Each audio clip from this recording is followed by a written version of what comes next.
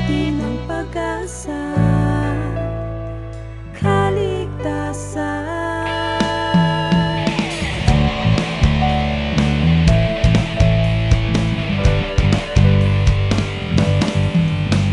Huwag mong ipapawid sa anong sulok ng bansa. Handa kaming tumulong, yan ang aming panata. Sa tawag ng trahedya kami ay nakatugon. Responde sa bakbakan kahit anumang misyon. Sa panahon ng pagbabago, wag na tayong pakampante. Maling gawain baguhin simulan sa ating sarili. True rest, unsafe, kaligtasan uunahin. Regulasyon sa liparan ay dapat nating sundin. In ground, in flight, every time in every ways.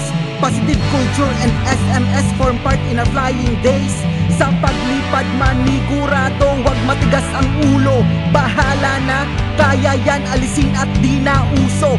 Serbisyo at malasakit yan ang laging puhunan. Kahit anumang balakid, pwede pa rin nating maiwasan. Human, environmental at pati material factors. Tayo'y maging handa para zero accident at errors.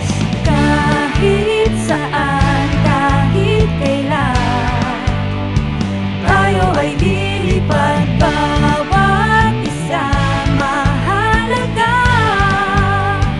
Laging isa puso, gabay ng mga pinuno. Kung usapin pagkaligtasan, dapat natin pag-ingatan ating mga sarili sa anumang kapahamakang pagsunod sa patakaran. Ay palaging tandaan, disiplina sa sarili yan. Huwag kalimutan sa pagmanayaw at trabaho, pagkamudi ng eroplano. Mag-ingat ka palagi at diskasya ay nandito. Di bali na magpagalba sa diskasya maiwasan. Palagi mong isipin pamilyang uuwian. Daliin isuot safety gears at devices. Ito'y paraan para di ka mapuruhan aksidente. Pati kalamidad dating kalaban, dapat laging nga tao pa makatulong pa sa kapwa. Ang mga may sira ay agaad kong punihin. Mga kalat at gamit ay kailangan ligpitin. Sa sarili simula ang kaligtasan ng lahat. Ligtas o mong ipapawid ang nais natin lahat. Ikaw at ako, buong bukbo, laging maaasahan, bawat isa mahalaga. Laging isa puso, gabay ng mga pinuno.